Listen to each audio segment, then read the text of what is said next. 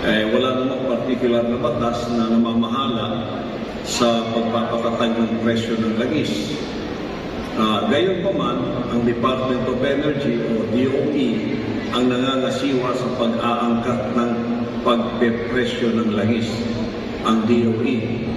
Ang aking proposed amendments nito ay magpanukala ng batas na magbibigay kapangyarihan sa gobyerno na makipag-ugnayan ng direkta sa mga bansang nagpoproseso ng langis para sa mas mababang presyo. At pangalawa, magtatag ng price monitoring system sa ilalim ng Department of Energy upang matiyak ang transparency sa pagpipresyo. So we are not only dependent on the oil companies, kundi meron ng kinalaman dito ang gobyerno. Kasi siya na ang diretsong mag-aangkat ng mga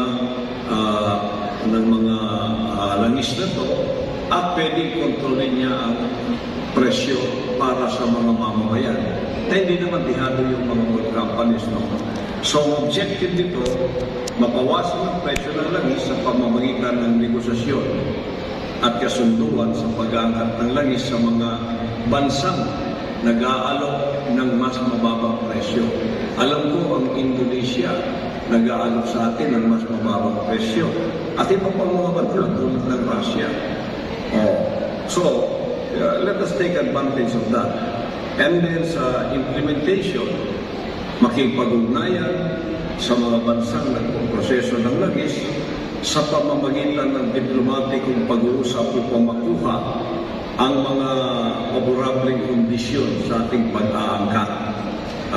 Pangalawa, magtatag ng price monitoring system upang tiyakin na ang mga benepisyo ay makakarating sa mga mamimili.